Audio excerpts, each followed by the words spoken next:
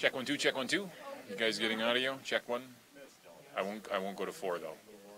1 2 1 2. Check 1 2 1 2.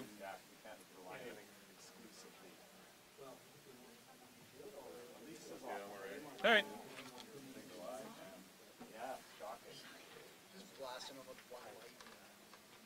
Here's 2, 3. I don't think I want him 11. And that will go straight to the background. Yeah, that's a background, yeah. So there's no fill light. Oh yeah, it's just the one. You can't reach that. That is why you're in the 2-time limit. It's a halogen, like garage light that you have in the motion sensors on. The Buckeye News Hawker will tell him. Also new to Edmonton. The 1970s TV show. You remember the 1970s? No, you didn't remember. You're not that old.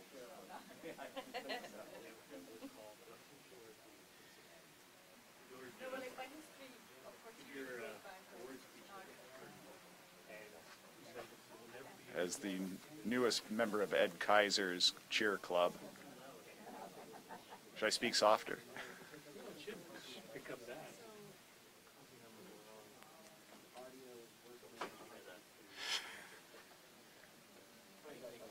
Now, how does that work? Is that a better level? Not enough? Oh. Huh.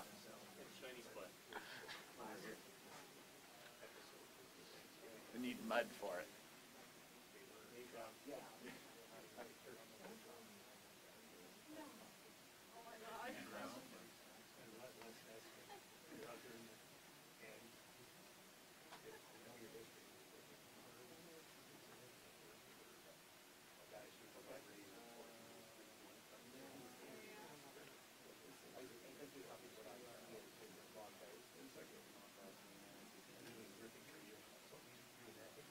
Oh my God!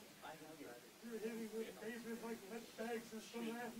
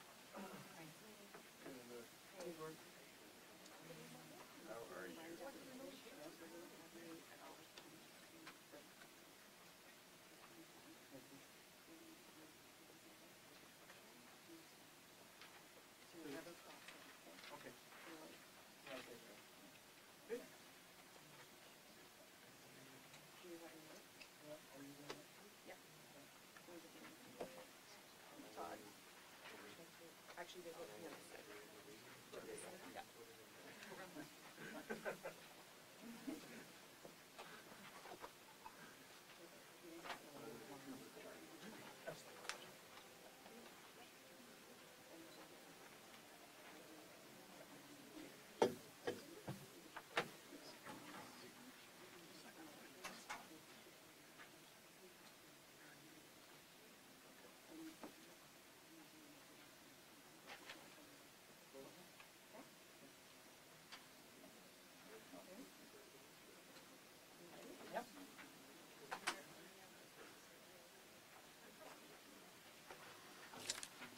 Good afternoon.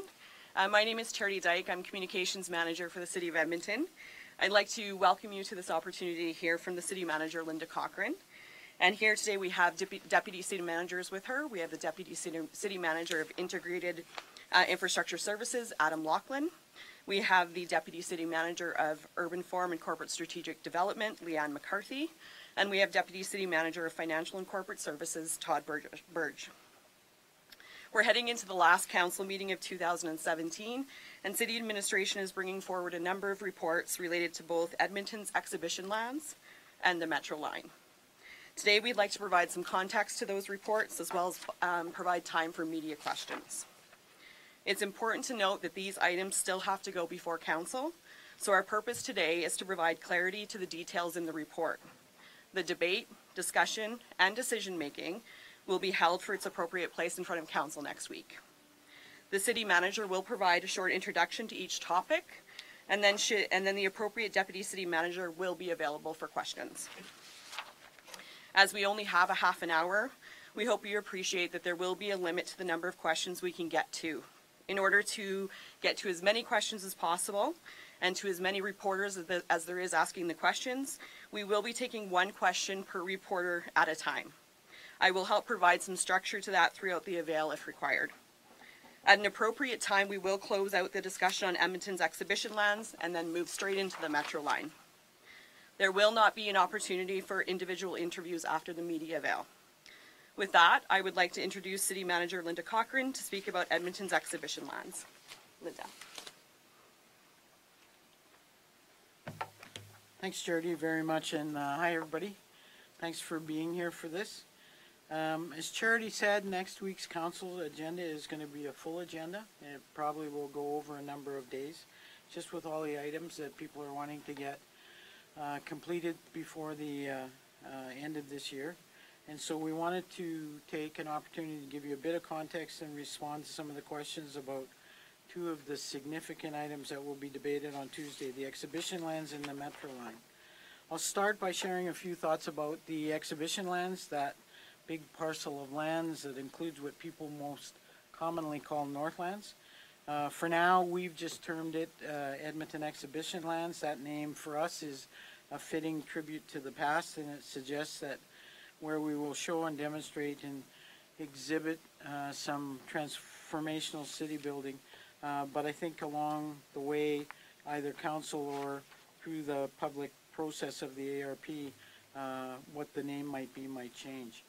The work that's coming forward shows that we're trying to respond to the community interest in this site and to City Council's questions and issues. They've asked us to recognize the scale of the enormous opportunity in front of us on this parcel. I want to note our ongoing work with the Northlands organization and EEDC. We've all worked to ensure that we can continue to provide the best conditions for K-Days and farm fare for the next number of years, but also create a viable agricultural society in Northlands going forward. We've also collaborated to deliver a consolidated events and conference business in Edmonton, operating the Expo Center under EEDC. None of that is new, but the current site changes and the building leases coming back to the city in 2018 present the obvious question of now what, or what now, regarding the Coliseum building. Council's been presented with information in that report that shows there are significant costs when adding a purpose-built facility like the Coliseum for other uses, and at the request of Council, we'll provide some further information on Tuesday about repurposing, site safety, security, and even potential demolition costs. You'll see in the report released today that there's a proposed cost for demolition of about $15 to $25 million. It's to be stressed that this demolition information is really preliminary, and more importantly, the information is being provided to Council for their information and further discussion. So the plus or minus on the accuracy will have some high numbers because we would have to do more detailed estimating. There's no decision been made on that, and it is a council decision to make, and we're not even suggesting that that'll be made on Tuesday, but we are providing that information to council on Tuesday. Also want to discuss a little bit of what I noted at the top. We have a really rare opportunity in front of us in terms of the future of the exhibition lands. Administration is proposing to council the concept of a more expanded strategic process to not only capture the important work on the traditional area redevelopment plan that has already started and will continue, but also contemplates a process to capture new and emergency thinking and opportunities and considerations that people are starting to talk about when they think about this site. So our expanded strategic process to capture new and emerging thinking is important because we think it does recognize that this site will evolve, and the exhibition lands opportunity is more of a long game than that will be realized over time than a short answer through an ARP process alone. So the consideration in front of us today, and as we transition the site, will be different in 5 years or 10 years or 20 years into the long-term redevelopment. But we need to set ourselves up today to ensure that each stage we're ready to capture the changing times of our city and the emerging needs of Edmontonians. So the 4 reports coming forward to Council uniquely capture on this particular topic where we think we've been, where we are today, and our thoughts for moving this redevelopment into the future. And it really is an exciting time for Edmonton's exhibition lands. Be happy to answer questions on these reports. Have 3 deputies particularly in tune with these reports because each one of them in their own departments have authored a lot of what you're reading in front of you. We have Leanne McCarthy from Urban Forum and Corporate Strategy, Todd Burge, our CFO and Head of Corporate Services, as well as Adam Laughlin, our Head of Integrated Infrastructure Services. So you guys want to come up or take your questions anyways? With regards to the Coliseum, first of all, there was some talk about some potential interim uses, keeping out whether or not it's going to be demolished, but the interim uses until that's decided. Can you talk, any of you talk a little bit about what might be forward to council as what could be done in that? I don't think we're proposing any interim uses of the building itself because council did make a decision that we would not utilize the building in its current form. So I think the interim use would more be on the site, and we do have staff ready to talk a little bit about some of our thoughts in repurposing the area as different things get decided so that it remains viable and active and not totally shut down. What sorts of things? More programs and potential small activities and festivals or small maybe farmers markets, those kinds of things. But it's not for the Coliseum, it's for the site itself. The 18 acres in the triangle? Correct. And the demolition costs, because the last number we heard was $8 million. Yeah. And that didn't necessarily come from us. I think that was part of the Vision 2020 where we picked that up. But we've done, and that figure that we're quoting now, 15 to 25, is really, really high level. We haven't done the analysis on the building to the extent that we would want to do before we give an accurate cost to council on the demolition costs because, and we will want to do that. So we're really hedging on that cost estimate at this page in terms of overall accuracy. Does that also include site prep for that 18 acres? No, it wouldn't. In the report, it mentions attempting to maybe move over some Northland staff to EDC or in some way help them out. Right. Do your job. What sort of challenges are you facing in that sort of area? Is that mostly Coliseum staff? Like, are there enough people to keep this thing running and the frequency of events? Well, actually, I think our staff, led by Mr. Burge, have done a tremendous job facilitating the dialogue between Northlands and EEDC relative to the transfer of staff that used to work for Northlands and working now for EEDC. Because the work will be there, it's just the authority or the governance over it has changed. So wherever possible, we've made arrangements or helped to make arrangements for EEDC to take on staff that are interested in working under a new kind of governance structure, and that's gone actually really, really well. Do you have an idea how many staff that is, and are they moving into comparable positions as to? It is comparable positions, and a lot of it is temporary staff who have fluctuations in hours and will continue to have fluctuations in hours under a new kind of governance model. It's very much, a lot will depend on how many events are booked, how many hours temporary people want to work, what their flexibility is, that type of thing. And all of those, I really do have to say that both Northlands have been very generous with their information on that, and EEDC has been exceptional in saying, we need the people, we're happy to have them come over And we're really proud, I think, of both organizations for their ability to accommodate virtually all staff that want opportunities. And where we can't, then the city will look at what we can do, and our attempt is to accommodate everybody. How many people, how many staff? So what we've brought over, so you've got 3 entities that operate on the site. What we've brought over to EDC is what we require to operate the EDC site and to staff that to deliver services. Northland is retaining staff to operate the track. There are, with 3 pieces going down, some job losses in some areas. What we've tried to do is within our organization, on external recruitments, allow opportunities for people to make sure that they get an opportunity to bid on jobs that match their skill sets. And this was like the total number of jobs lost then, Yeah, it's 60 to 70 positions full-time, but all the part-time positions are being preserved. As Ms. Cochran had said, those positions are going to move over because we're still operating the same services at Expo Center, and they're predominantly part-time event-driven activities. How many total jobs now? Chris, do you have that number? I don't have it off the top of my head. In terms of event planning, because the conferences sometimes 2, 3, 4 years out, what work's been done for attracting things for late 2018 or 2019? Well, both EDC and Northlands work on those things with their sales forces to attract events and do that event attraction. We've combined that now into one unit that will operate and facilitate that for both services. They do that as a core part of their businesses. And do we know more about horse racing at this point?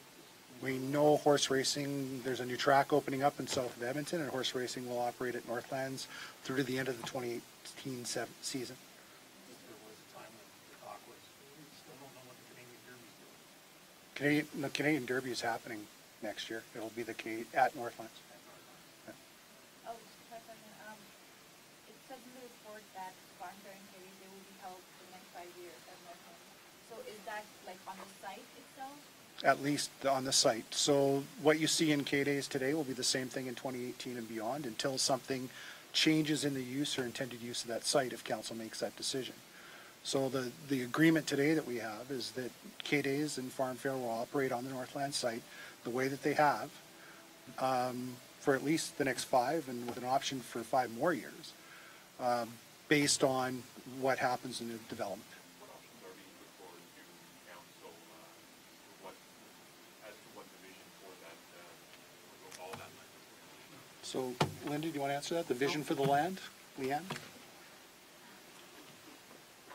We're at the very preliminary stages of doing the first phase of an ARP. The point of expanding the process is that we've heard from many citizens lots of great ideas. We wanted to expand our process, get ideas from right across Edmonton, from industry, from stakeholders, and bring a vision in the first quarter, second quarter of next year.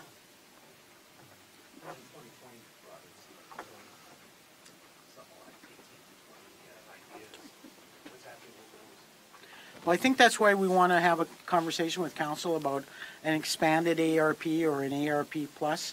We're actually going to try and second from our operations someone to oversee the overall program management of this effort over the next little while. The ARP will do the consultation with community that is typical of an ARP, but we think that the opportunity here is so transformational that we think that different creative ideas, different opportunities business-wise are starting even to float our way.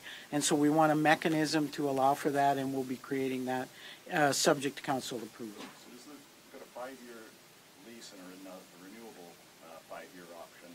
Does that mean there's no guarantee that K-Days will be at that site beyond 10 years?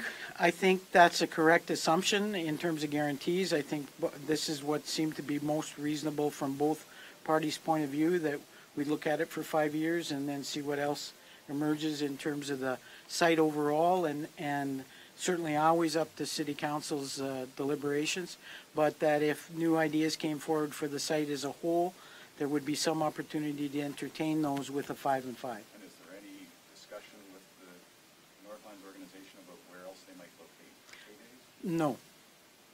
We'll take one final question, and then we're going to move on to Metroline.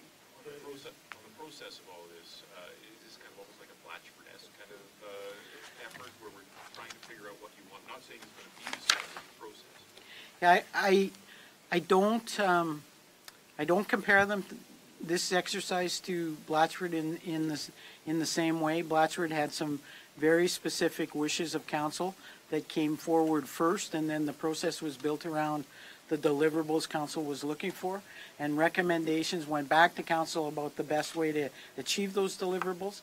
In this case, we want to hear the different opportunities that people are so interested in talking about what this could be. And so the ARP process that usually does that for a community is very structured in a certain way to make sure that the community around the area have such a significant play in that. But this is a broader kind of potential story, and from that standpoint, we want to make sure we hear it. We think that's quite different than Blatchford. We don't see ourselves unless council decides. We're not suggesting that we're the developer or anything like that. In fact, this process that we're suggesting to council is very much about, we want to make sure that all the different opportunities that people are, and businesses and different agencies and different entities are saying, this is what you should do with that site, that those get captured. And so we think it's bigger than your typical ARP. And what's the agriculture piece that you want to protect or want to look out for? Well, I think that with the farm fair piece as well has always been on council's radar to that's the reinvention or the reincarnation of Northlands, is much more as a festival and an agricultural society, and so council was very interested in maintaining that, and so I think we'll be working with Northlands in the months to come to flesh that out further. So there's no set footprint on the 160 acres? There's no set footprint. Thanks very much. We're going to move on to Metro Line now, and I'll just turn it back over to Linda again with her opening remarks.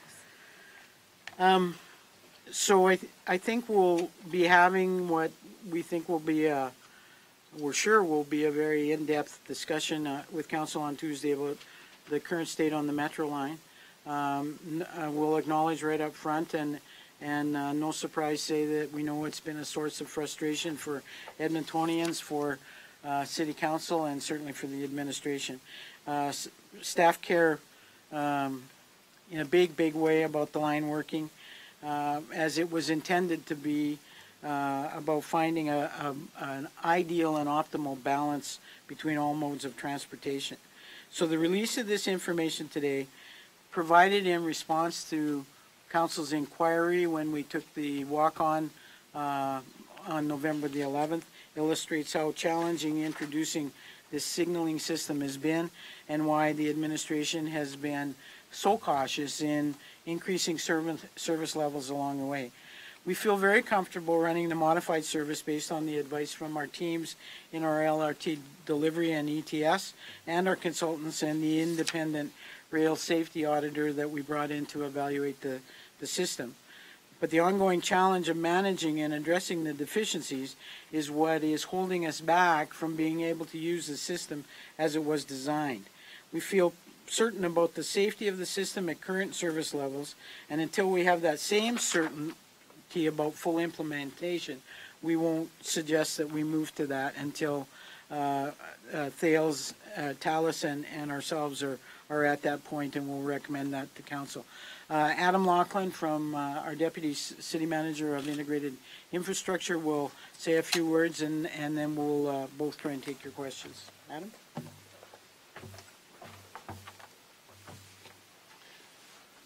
Thanks, Linda. Good afternoon, everybody. Just to build on Linda's comments, we've been operating the Metro Line safely for more than 2 years, and that equates to over 130,000 service hours. Obviously, we've worked through a number of reliability issues in that time, and we continue to do that with our contractors and the teams that are assembled to try and address those concerns. Our concerns about reliability and the overall safety of the system is what led us to bring on an independent rail safety consultant in 2015, and that's Rail Safety Consulting. They've been working with city staff, our consultants, and our signaling contractor to understand the events that we've experienced, and any changes in services, the service to the line, have been made with the ideology around safety. Every LRT line will go through these deficiencies or reliability issues when implementing a new system. And they have layers of safety built into the system. So it's not only the signaling system, it also includes the onboard train operators. It includes the control room staff that are monitoring the performance of the train on the track. And it includes the awareness of the operator with their surroundings. All of these factors help to ensure that we have a safe system. We all want this line to operate as intended, but more importantly, it must be safe, and we've been taking steps to ensure that safety is the absolute priority for this system. And that's not just the users of the LRT line, but those that interact with it in terms of drivers and pedestrians. We will continue to take this approach, and Linda mentioned this, until we get to a point where we're comfortable implementing and advancing the ultimate install of the signaling system. So we're available to answer any questions, but we'll, building on Linda's comments, this will have great debate on Tuesday, and we'll be able to provide more answers at that time. The report outlines, by my count, 49 safety-related events since it opened. Why do you tell people that it's safe when you've had that many Well, incidents? those aren't, I wouldn't categorize those as safety incidents. Those are events. Those are events that we experience. And for a large portion of those, 44 of them, the system went into a mode which we call fail-safe, where it goes into a safe operation or a safe response to an incident. The other events that we've identified are what we refer to as wrong side failure, where there is an issue that we see with the signaling system, but because of the redundancy in safety in terms of the operators being on board, the LRT operating rule books, the system is still safe. I will say that 3 of those incidents that are wrong side failure are actually incidents that we experienced during in-field testing hours, where you're actually trying to test the system to see if there will be a disruption in the signaling system to ensure that when you go to full implementation that we don't see that incident. So it's actually through what we call user acceptance testing, trying to break the system in those testing hours. A number of those wrong side incidents were things like, signaling not happening or gates, skate arms not coming down. You mentioned a number of them were happening during Testing. But some of them were not. Can you talk to that?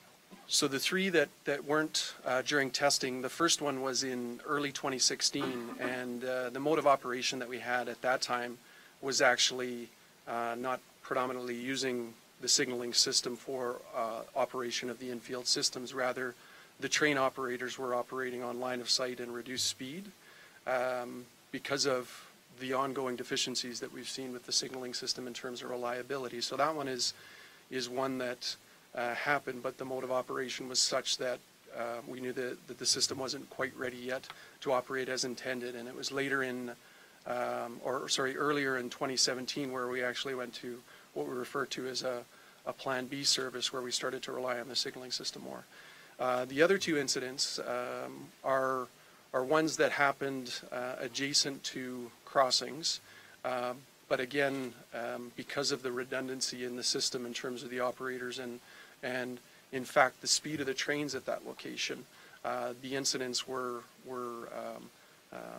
mitigated by those redundant safety systems. So, as a general member of the public, you see this list of incidents that you say some of them are less serious than others.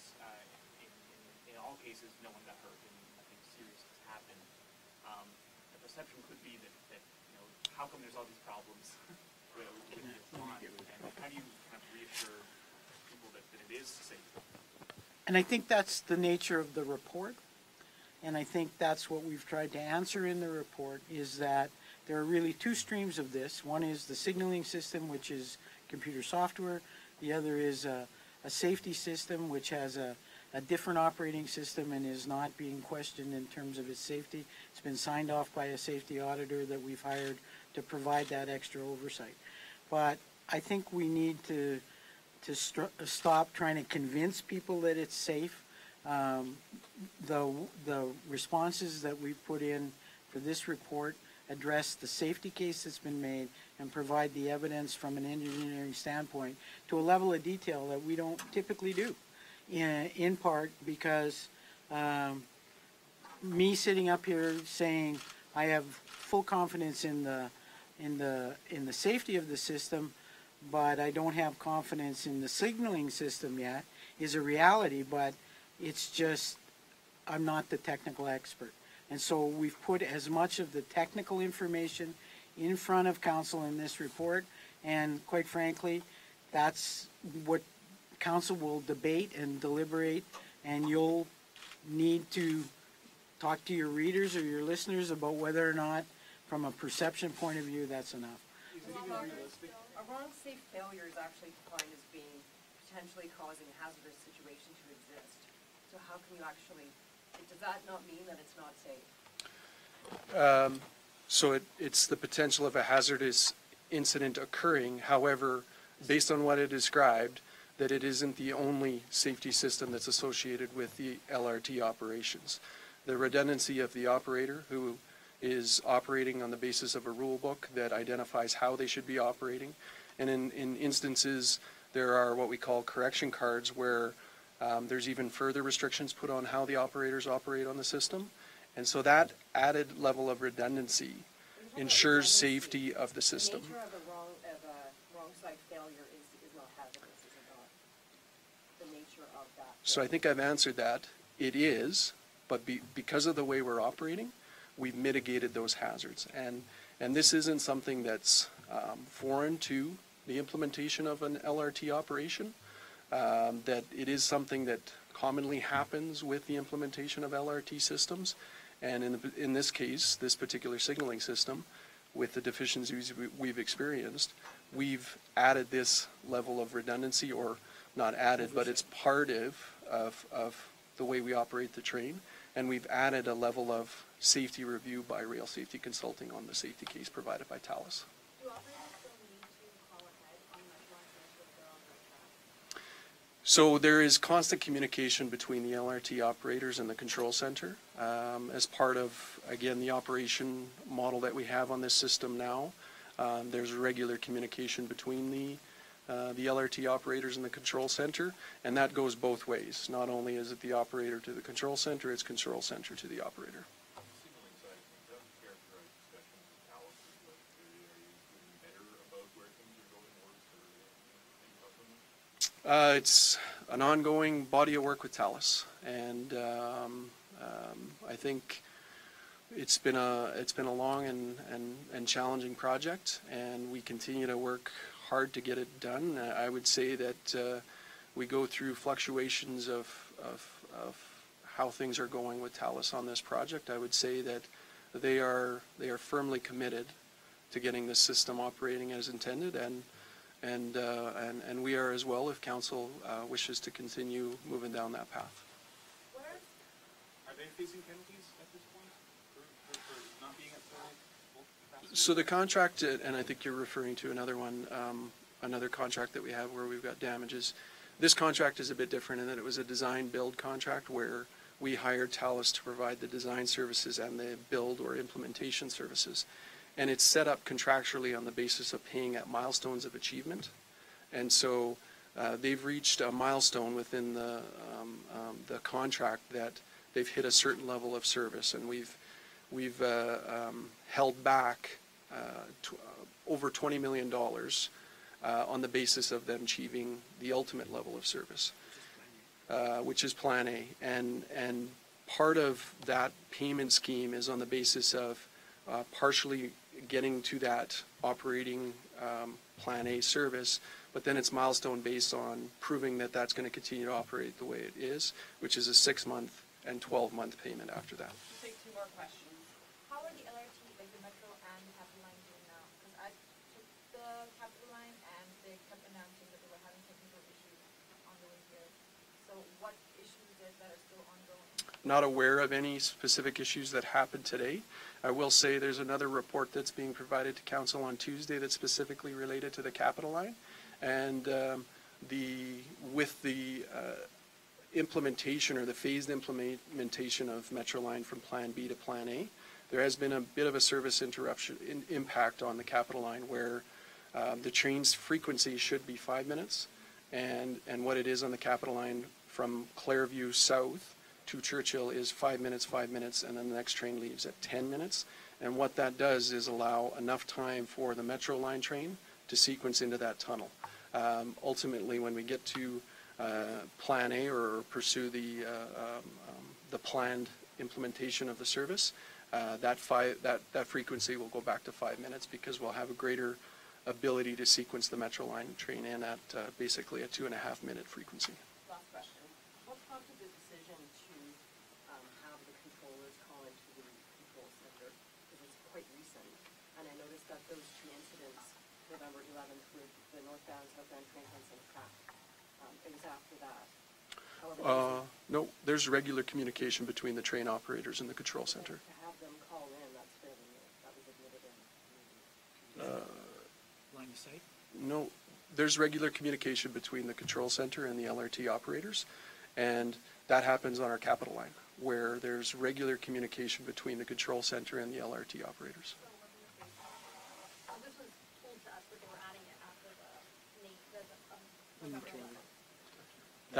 the That's a correction card where at certain locations they must call in, but the communication that happens between the control center and the train operators happen on a regular basis. Thank you. Thank you everyone for joining us today. We really appreciate you tuning in and showing up today, and those that are actually watching on the city's live YouTube channel. So thanks very much.